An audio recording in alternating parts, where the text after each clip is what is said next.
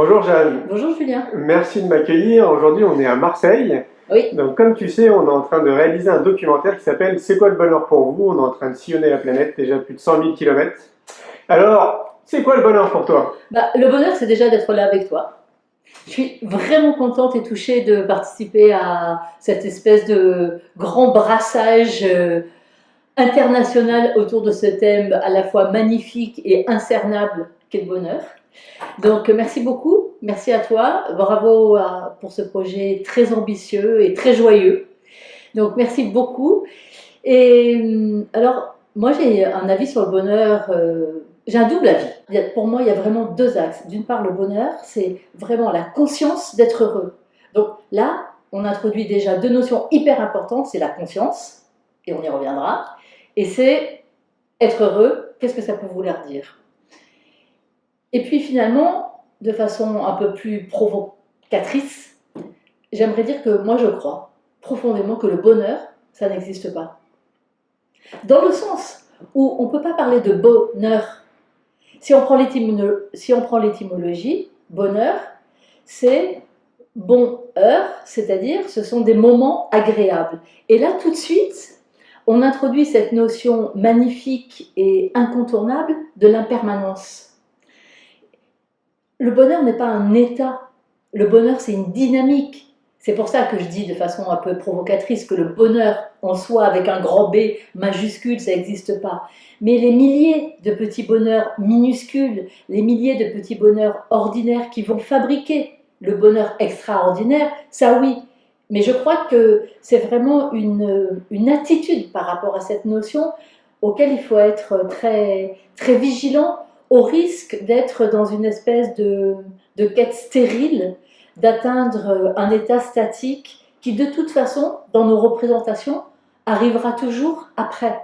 Quand on aura telle ou telle fonction, métier, quand on aura gagné tel ou tel argent, quand on habitera tel ou tel endroit, quand on sera avec telle ou telle personne en couple, ou au contraire qu'on sera séparé de telle ou telle personne, quand on aura des enfants, quand les enfants seront grands, quand les enfants seront en classe, quand les enfants... Oh bon, bref, c'est toujours une espèce de promesse de bonheur qui viendrait après et qui du même coup crée une forme de leurre qui nous empêche d'être présents dans nos vies et, et de savourer et de capturer.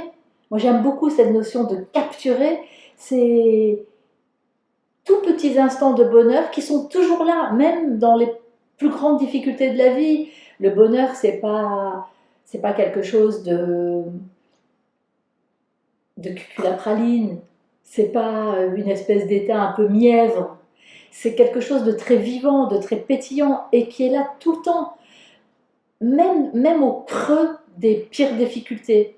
Et plus on va être attentif à se relier, à voir, à prendre conscience de ces éclats de bonheur, de sensations de bonheur, de conscience qu'on est heureux, qu'on est bien, plus on va alimenter notre réserve et nos ressources à l'intérieur de nous qui nous permettront d'avoir tous ces trésors dans lesquels on pourra l'épuiser précisément dans les moments les plus difficiles. Donc, je trouve qu'il y a vraiment ces deux idées, c'est-à-dire la conscience d'être heureux, cette prise de conscience que là, par exemple, je peux discuter du bonheur dans ma tête, ou alors je peux faire des micro-instants de conscience avec moi-même, de ressenti, et de me dire, tiens, qu'est-ce que je ressens là juste maintenant, et m'installer dans cet espace à l'intérieur de moi qui me permet d'être vraiment là,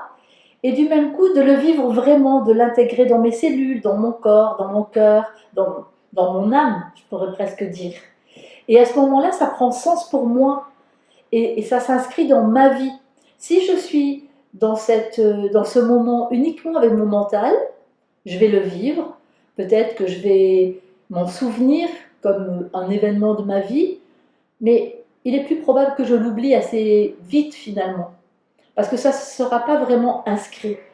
Mais si je fais cet effort de conscience, de revenir vers moi, de ressentir, de me dire tiens, ouais, vraiment parler du bonheur, c'est quand même un vrai bonheur, et je peux le ressentir Et là, pendant que je parle, ça me fait presque, non pas presque, ça me fait en vrai des espèces de petits pépilements à l'intérieur de moi.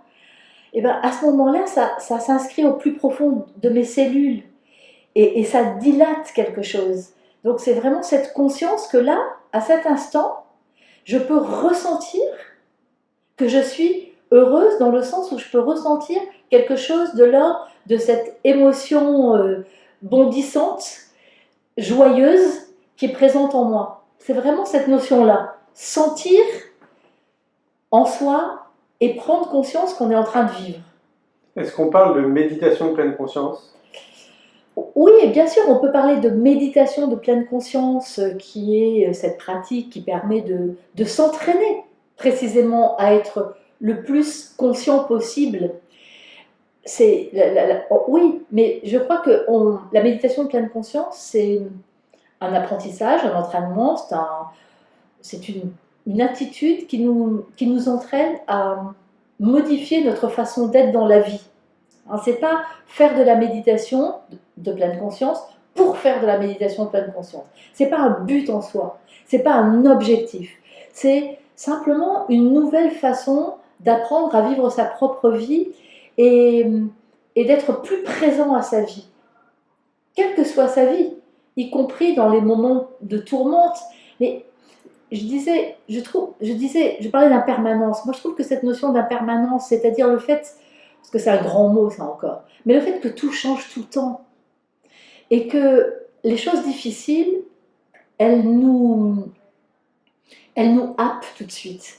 Elles focalisent notre attention. D'ailleurs, on dit ça me pèse, j'en ai plein le dos, c'est lourd à porter. Et à ce moment-là, toute notre énergie psychique, toutes nos émotions, toutes nos pensées sont complètement focalisées, aspirées, vampirisées par les choses qui ne vont pas. Et si on ne prend pas conscience de ce mécanisme, qu'on se fait emprisonner par ce mental, évidemment, qui est très fort et qui va nous créer des scénarios et des films catastrophes en nous expliquant comme les choses sont difficiles, comme les choses sont dures, comme les choses sont douloureuses. Et c'est probablement vrai dans l'instant. Il ne s'agit pas d'être tout est bien, tout va bien, tout le temps, enfin une espèce de culture du bonheur complètement inappropriée.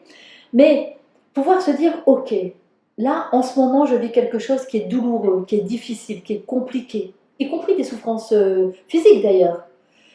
Mais si j'accepte que ça soit là, parce que de toute façon c'est là, que j'accepte que c'est douloureux et que ça me fait souffrir, parce que de toute façon c'est douloureux et ça me fait souffrir, alors ça me donne cette possibilité exceptionnelle de prendre conscience qu'à côté de ce poids, de ce caillou sur mon chemin, qui peut être énorme, qui peut être avec des aspérités vraiment très pointues, il existe d'autres choses, un peu comme... moi j'aime bien cette image, parce qu'elle me parle à moi, j'aime bien cette image d'un acteur, d'un comédien sur une scène de théâtre, avec une poursuite sur lui. On ne voit que lui. Et au moment où la lumière éclaire l'ensemble du plateau, on voit tous les autres comédiens qui étaient là derrière, mais qu'on ne voyait pas, parce que la poursuite avait focalisé notre attention sur une chose. Souvent dans nos vies, on est omnubilé par ce qui prend de la place. Et ce qui prend de la place complètement automatiquement dans nos vies, c'est les choses qui ne vont pas. Mais pourquoi? Parce qu'on est juste des hommes préhistoriques, même des femmes préhistoriques. C'est-à-dire qu'on reste génétiquement programmé à être attentif au danger. Donc quand quelque chose qui... quand il existe, enfin, quand il y a quelque chose qui ne va pas, notre cerveau et notre cerveau le plus archaïque va repérer le danger et va focaliser l'attention pour savoir quelle stratégie adopter pour la survie. Et malgré le fait qu'on est au XXIe siècle, on continue génétiquement à être programmé comme ça. C'est pour ça que de façon naturelle et automatique, on est tout de suite aspiré par les choses qui ne vont pas bien. Donc ça demande une espèce de gymnastique et de travail personnel pour revenir à la conscience de tout ce qu'il y a au-delà des choses qui ne vont pas bien et de s'assurer qu'on est le plus souvent possible, pas tout le temps, c'est pas possible, mais le plus souvent possible dans des moments vraiment où on est en conscience de vivre ce que l'on vit, c'est-à-dire on est profondément relié à notre expérience, à nos émotions, à la présence des autres, à l'événement qu'on traverse, mais qu'on y est relié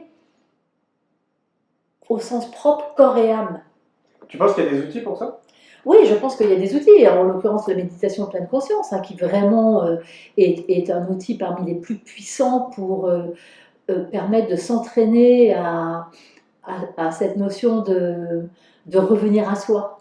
De revenir à soi, revenir à ce qu'on ressent, revenir au ressenti, se poser, observer ses pensées, laisser passer ses pensées comme on s'assierait sur les berges d'un fleuve et on regarderait le fleuve qui charrie mille et un objets non déterminés et sans être obligé de se sentir la nécessité de se mettre comme ça en lutte contre le courant du fleuve pour essayer de tout retenir ou au contraire de se jeter dans l'eau et de se faire emporter par le courant. Non, il se passe mille et une choses en permanence à l'intérieur de nous.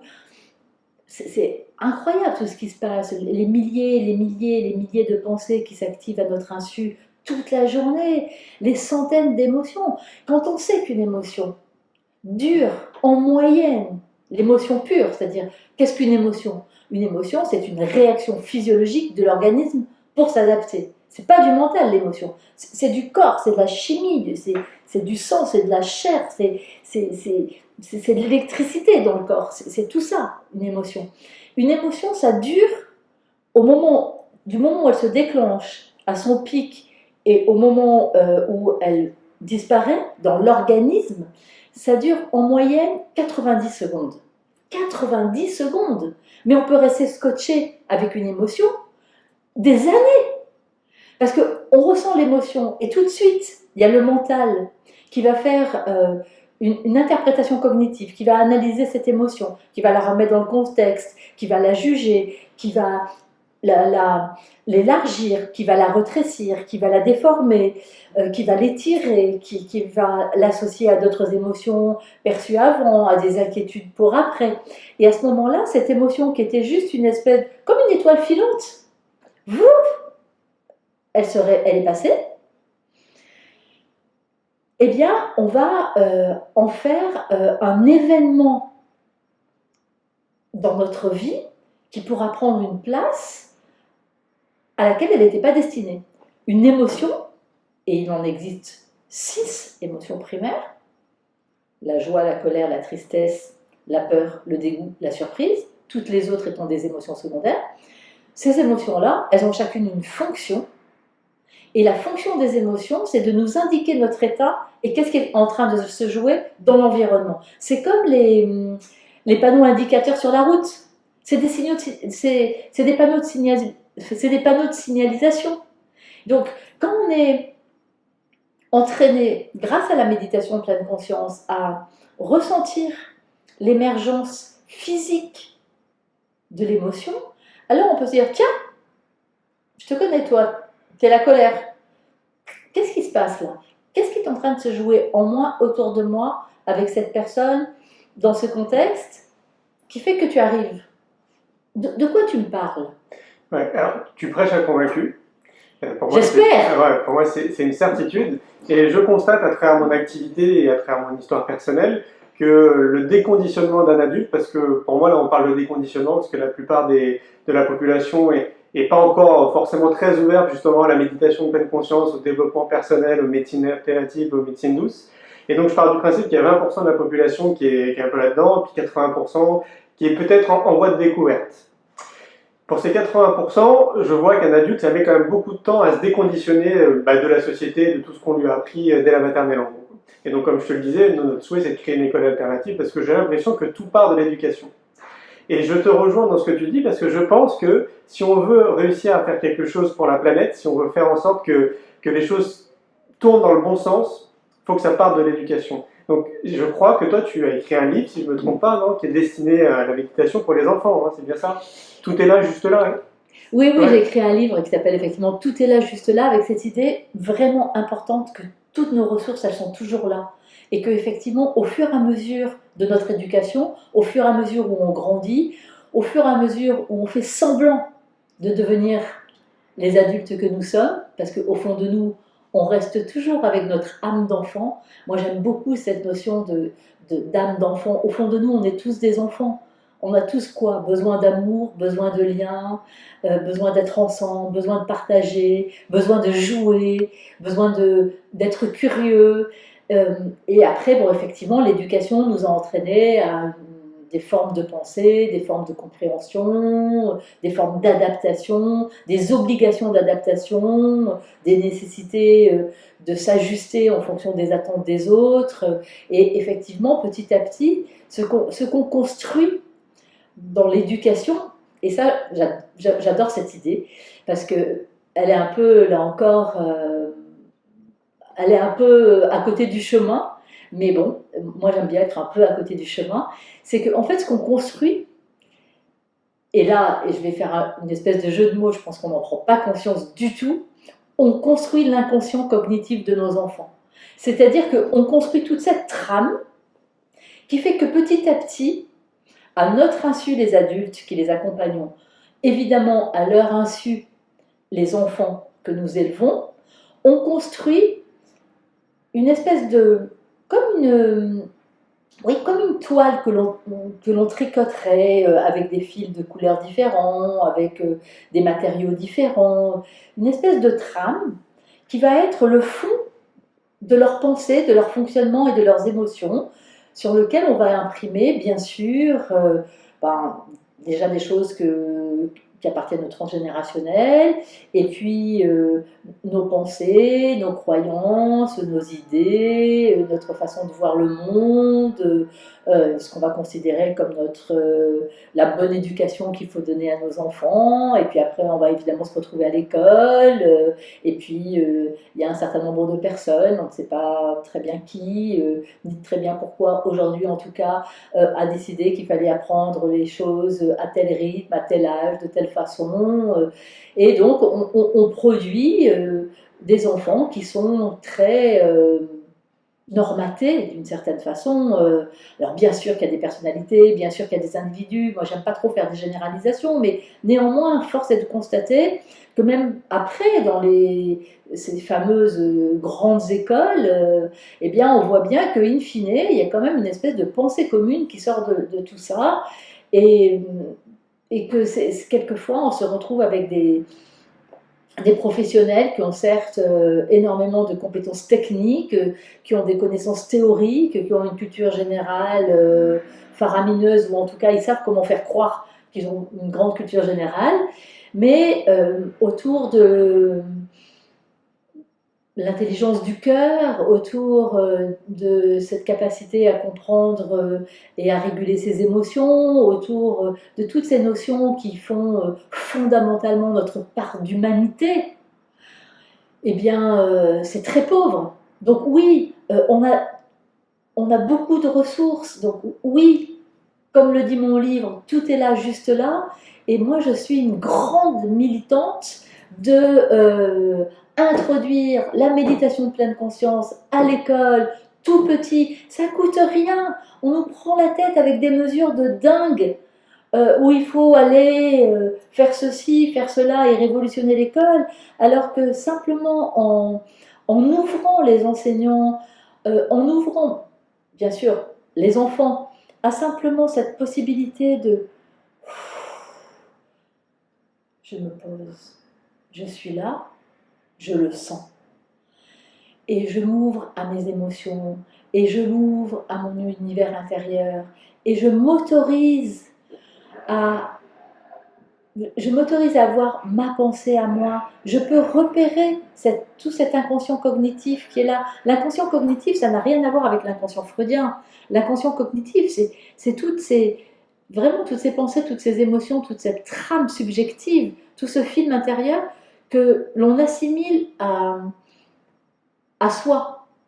je suis ceci ou cela, je suis sûre de ceci ou cela, je sais ceci ou cela. Est-ce qu'on ne peut pas juste aller voir d'un peu plus près ça? Est-ce que c'est vraiment soi? Est-ce que cette pensée, elle nous appartient vraiment? Donc si tout petit, on rend les enfants en réalité quoi?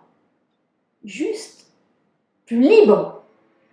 C'est de la liberté de s'ouvrir, la liberté d'être épanoui au sens propre du terme. C'est-à-dire, c'est quoi être épanoui? C'est être ouvert, c'est être dans quelque chose qui permet d'enrichir et de s'enrichir en permanence, d'enrichir ce que l'on est, de s'enrichir aussi de ce que vivent et ce que sont les autres, de ce qu'est l'environnement. C'est cette espèce oui, de transmission, je trouve pas mon mot, mais quand les choses se diffusent, là, enfin, en tout cas, cette idée que les choses doivent circuler, en tout cas, et, et à l'école, et dans l'éducation, parce que mon livre, Tout est là, juste là, donc la méditation pour les enfants et les adolescents, s'adresse bien sûr aux enseignants, s'adresse aussi, parce que moi, je suis psychologue, je travaille avec des enfants et des adolescents en difficulté depuis des années, avec des adultes aussi, avec des enfants, des ados et des adultes, avec quelquefois des difficultés très particulières. J'ai fait énormément de formations dans plein de champs différents, plein de psychothérapies différentes, et très honnêtement, et vraiment, enfin très intimement, enfin, c'est ma force de conviction perso, je n'ai jamais rencontré de toute ma vie professionnelle jusqu'à ce jour une pratique plus puissante et plus révolutionnaire, mais vraiment révolutionnaire, même si c'est une pratique millénaire, bien sûr on le sait, mais révolutionnaire pour notre siècle, pour notre époque, pour notre humanité de demain, que la méditation de pleine conscience. Pourquoi? Parce que ça nous emmène à revisiter notre environnement intérieur et avec une lumière d'aller éclairer tous les coins sombres, tout ce qui nous habite à notre insu et dont on ignore tout et on continue à fonctionner de façon tellement automatique et quelquefois dans des process tellement douloureux, mais on n'a aucune idée de la source. Et pourtant, tout est là, juste là. Il suffit, comme le petit poucet, de retrouver le chemin. Et à ce moment-là, c'est un peu comme si on avait la possibilité, enfin, de s'asseoir dans une clairière, sur un rondin de bois. C'est waouh! Et autour, ok, il y a la forêt, mais elle est un peu plus loin. Et puis on peut se retourner et voir tous les chemins et choisir le chemin qu'on va emprunter. Et on n'est plus dans cette espèce d'entrelacs, de branches, de ronces, de feuillages dans lequel on essaye en permanence d'avancer, on se fait mal, on souffre, mais on avance coûte que coûte, et on lutte, et on lutte, et on lutte, et on lutte, alors qu'on peut se poser. Mais pourquoi mais pourquoi tout le monde ne fait pas ça? C'est tellement simple. À t'écouter, on a l'impression que ce serait justement une des clés pour tendre vers le bonheur. Mais bien sûr que c'est... Mais moi, je ne crois pas que c'est une des clés. Je crois que c'est la clé. Plus on est en conscience de soi, plus on s'accorde cette possibilité de vivre sa vie plutôt que d'être en mode survie en permanence, de vivre sa vie. On est vivant. Alors on peut se poser 1001 fois la question du sens. Ni toi, ni moi, ni les plus grands théologiens, ni les plus grands neuroscientifiques, ni personne ne peut dire pourquoi on vit. La seule chose que l'on peut savoir, c'est qu'il se trouve que toi, moi, tous ceux qui sont là avec nous, à cet instant, ils sont vivants. C'est la seule possibilité. Donc, puisqu'on est là, le sens de ma vie, le sens de nos vies, c'est de donner du sens profond à la vie qu'on est en train de vivre et de s'y installer dans cette vie et de dilater cette vie et de jouer avec cette vie et de prendre du plaisir dans cette vie, parce que de toute façon, des emmerdements, des malheurs, des problèmes, on en aura plein. Et nos enfants, mais si on pouvait leur ouvrir le cœur, si on pouvait leur ouvrir le corps, si on pouvait leur ouvrir l'intelligence, si on pouvait l'ouvrir l'âme, au sens de, effectivement, cette espèce possibilité de tout réaligner, ces 3 C, le corps, le cœur et le cerveau. Pour moi, d'une certaine façon, l'âme, puisque de toute façon, là encore, c'est un mot qu'on utilise presque par commodité de langage pour parler de quelque chose qui nous échappe. Mais cette chose qui nous échappe, c'est cette chose qui nous permet d'être reliés. Hein, et d'ailleurs, si je pousse un tout petit peu encore, reliés, on va vers quoi? On va vers religion. Parce que la religion, c'est ça l'étymologie. Et qu'en fait, étymologiquement, la religion, c'est pour relier les âmes, pour relier les gens. Et après, toutes les dérives, on les connaît, et toutes les sectes de n'importe quel courant religieux, et les dogmatismes insupportables, on les connaît. Mais sur le fond, si on revient toujours au cœur des choses, il y a vraiment cette notion de reliance, donc déjà de se relier corps, cœur, cerveau, se relier aux autres, de se relier à la vie. Tu vois, vraiment, pour moi, là, tout de suite, j'aime vivre cet instant parce que j'y suis. Et j'y suis pleinement. C'est-à-dire que je suis vraiment là avec toi. Et chaque fois que je sens que mon esprit part, que je me dis, oh là là, dès que tu seras parti, il faut que je fasse tel ou tel truc, il ne faut pas que j'oublie ceci, il faut que je pense à cela, ou me dire, ah bah tiens, j'aurais pu, j'aurais dû, on pensera à quelque chose de passé. Et forcément, ça vient dans ma tête, comme dans toutes les têtes. Mais chaque fois que je le capte, c'est ok, bien sûr. Je reviens, je suis là, et du coup, je le sens dans mon corps, du bout de mes pieds, en haut de mon crâne. Et les enfants sont très réceptifs à ça. Et à l'école, mais vraiment, mais l'école, c'est un lieu, c'est le lieu pour mettre en place de l'éducation émotionnelle, vraiment une forme d'éducation humaine. Les enfants, ils sont curieux d'apprendre. Ils adorent apprendre. Ils adorent savoir. Ils adorent comprendre. Ils posent des questions. À 2 ans, à 3 ans, ils commencent à poser des questions. Pourquoi ils s'arrêteraient? Alors pourquoi tout d'un coup, on arrive, on dit, bon, maintenant, c'est fini les questions. Alors maintenant, tu vas apprendre ça et comme ça, et pas d'une autre façon. Il faut que tu saches ça et comme ça, et pas d'une autre façon. Il faut que tu restitues les choses comme je te le dis, et surtout sans aucune imagination, sans aucune créativité, sans aucune pensée personnelle. Je veux juste savoir si tu as ingurgité le cours marqué dans le programme alinéa 3, paragraphe 4, parce que moi, le prof, je vais être noté là-dessus. Donc tu es gentil, tu vas, toi, l'élève, me permettre à moi, le prof, d'avoir une bonne note.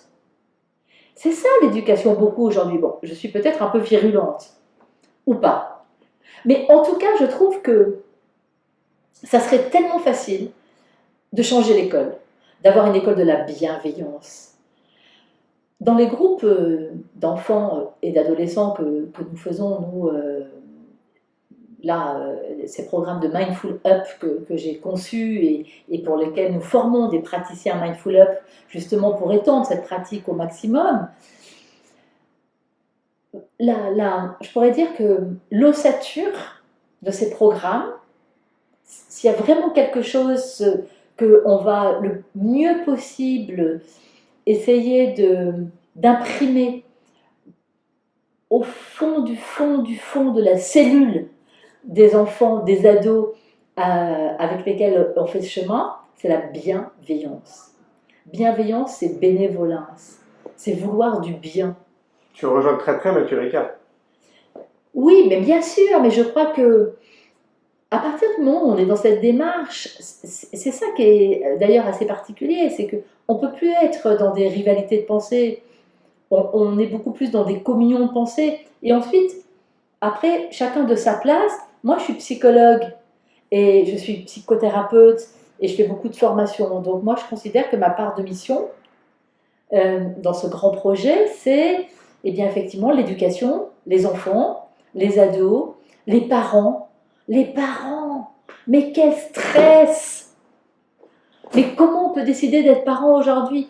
Là aussi, c'est inconscient au vrai sens du terme, parce qu'effectivement, on est dans un truc où on s'aime. Effectivement, s'aimer, c'est formidable, hein, bien sûr. Hein, mais, et puis, hop, on fait un enfant parce que, je ne sais pas bien pourquoi en réalité. C'est pas réfléchi. C'est surtout, oui, c'est ça, c'est pas mis en perspective. On fait un enfant parce que c'est quand même aussi génétiquement programmé, quand même tout ça aussi. Hein. C'est la reproduction, c'est la survie de l'espèce. On est encore vraiment des espèces de gens préhistoriques, hein, vraiment. Hein. Et puis, bon voilà, c'est quand même aussi cette espèce de truc très romantique et très sympathique de on aura un enfant qui nous ressemble, qui sera le prolongement de notre amour et tout. Et oui, c'est vrai, bien sûr, c'est formidable comme projet. Mais après, les parents, ils sont juste. Les parents, ils sont juste tout seuls. Quel stress d'être parent aujourd'hui. La mission de parents. Les parents, on leur dit, allez, ok, t'as voulu y aller, alors maintenant, écoute-moi bien, tu as une mission, et tu ne peux pas refuser. C'est rendre ton enfant heureux. Alors, ne me demande pas comment, parce que personne ne le sait, mais toi, ta mission, c'est de rendre ton enfant heureux. Et d'ailleurs, tous les parents, mais tous les parents qui viennent consulter, disent, vous comprenez, moi ce que je veux, c'est que mon enfant soit heureux. Ce qui est un vœu, évidemment, tellement légitime. Mais, sauf que les parents, ils sont désemparés. Ils n'ont pas de mode d'emploi.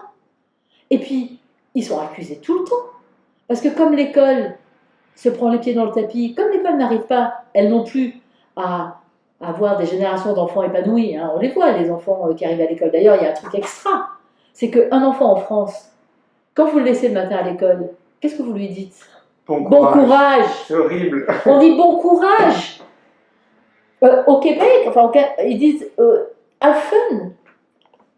Alors, je ne crois pas que le système américain soit beaucoup mieux que notre système en France. Hein. Il faut pas, ce mythe américain, il faut faire attention, enfin, à mon sens. Mais bon courage.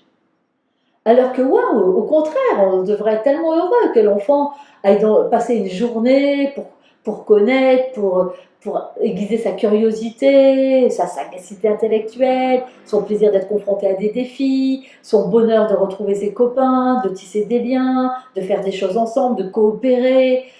Tout ça, enfin vraiment, l'école, ça pourrait être un endroit, mais qui soit le creuset de l'épanouissement de l'enfant. C'est une certitude. Mais c'est un endroit magnifique, l'école. C'est devenu une espèce d'angoisse pour les parents. Parce que les parents sont angoissés. Quand ça ne va pas à l'école, l'école accuse les parents de ne pas permettre à l'enfant de réussir. Le parent va accuser l'école d'être à l'origine des difficultés de l'enfant.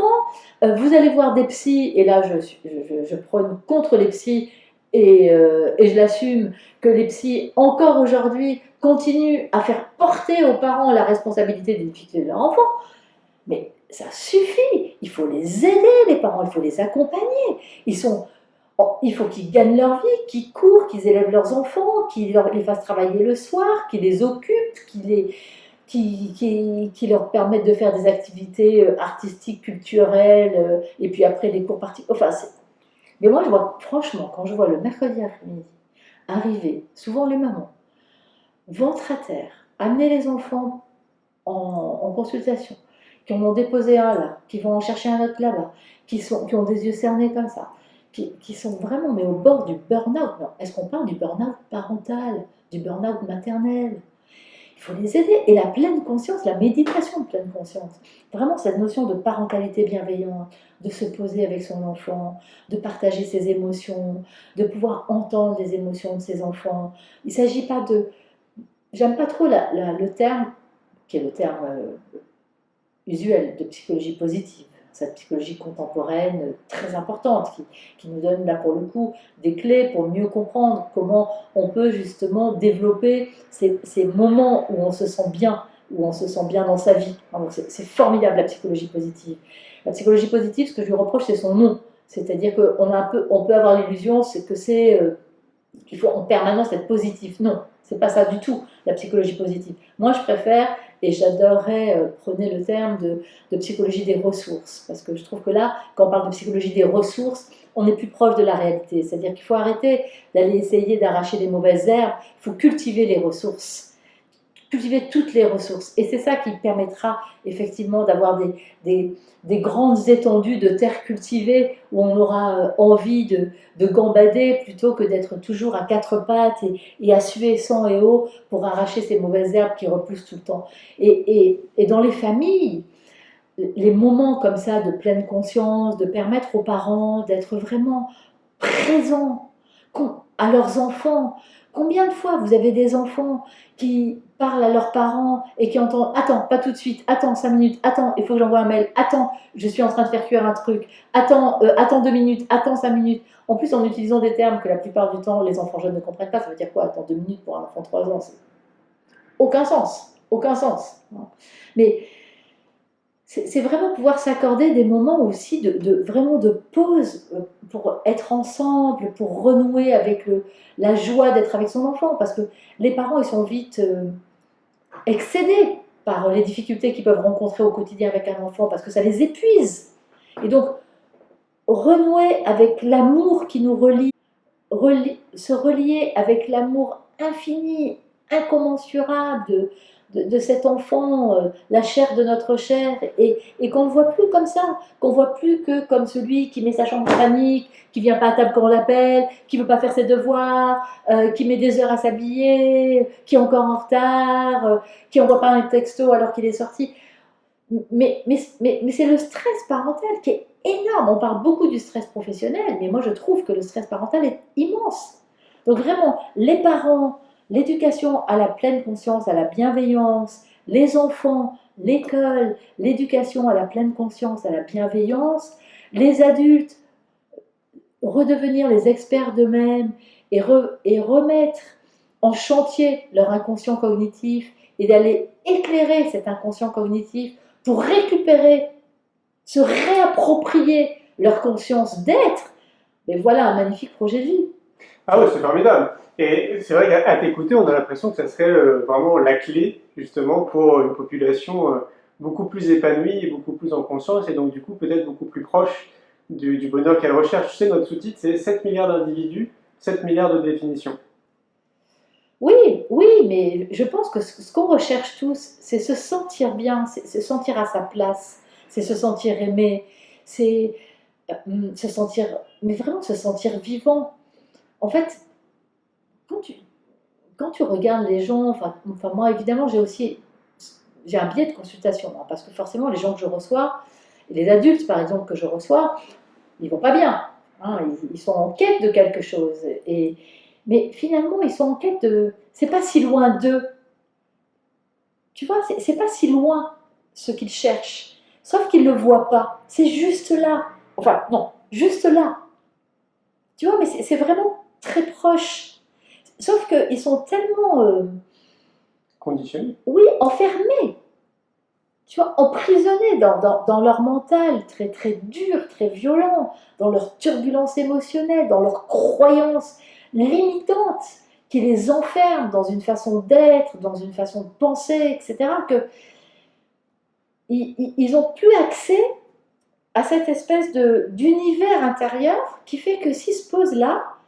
et ben, tout d'un coup, ça fait vraiment un effet waouh, un effet, bah, tiens, là, je me sens bien. Mais il faut avoir cette espèce de mise en conscience euh, de se sentir bien. Enfin, c'est juste se sentir bien. Après, c'est vraiment c'est se sentir bien et puis être attentif à se sentir bien. Moi, j'aime beaucoup cette notion d'intention. C'est-à-dire avoir l'intention de prendre soin de son bonheur. Tu dois vraiment avoir cette intention de prendre soin de son bonheur. Parce que si tu as l'intention de prendre soin de ton bonheur, ce qu'on ignore souvent, c'est qu'en fait, on organise notre cerveau juste avec l'intention, on sculpte le cerveau qui va être à partir de là beaucoup plus à même pour capter, pour imprimer toutes les petites choses qui seraient passées inaperçues si on n'avait pas eu cette intention. L'intention, au début, c'est rien, et puis petit à petit, ça fait vraiment une vraie incidence et ça change tout, l'intention. Est-ce que c'est proche de l'hygiène de vie? Je ne sais pas trop ce que c'est l'hygiène de vie. J'ai un peu de mal avec cette notion d'hygiène. Alors, oui, si c'est l'idée que il faut être. Enfin, ce qui me gêne dans l'hygiène de vie, c'est que je ne voudrais pas que cette juste intention d'être conscient, d'être heureux, se transforme en dogmatisme, il faut faire ceci ou cela, il faut se nourrir comme ci, comme ça, il faut penser comme ci, comme ça, il faut vivre comme ci, comme ça, il faut plus manger ceci, cela. Moi, je suis un tout petit peu réticente avec la notion d'hygiène de vie parce que je suis toujours un peu réticente avec justement tout ce qui peut formater. C'est-à-dire, il faut faire ceci pour être heureux. Victor Hugo disait, la science se rature elle-même. Nos convictions d'aujourd'hui ne seront pas celles de demain. Mes convictions à moi ne peuvent pas être les tiennes et ne peuvent pas être celles des 7 milliards d'individus. Donc je crois qu'il faut que chacun, on puisse avoir cette liberté intérieure d'avoir conscience de ce qui est bon et bien pour nous à ce moment-là de notre histoire, sur notre chemin de vie, à nous, en fonction de ce que l'on est, en fonction de notre parcours, en fonction de notre histoire, en fonction de nos projets, en fonction de notre énergie de vie. Et ce qui est bon pour moi sera peut-être très toxique pour quelqu'un d'autre, et réciproquement. Est-ce qu'il y a une citation que tu affectionnes plus qu'une autre?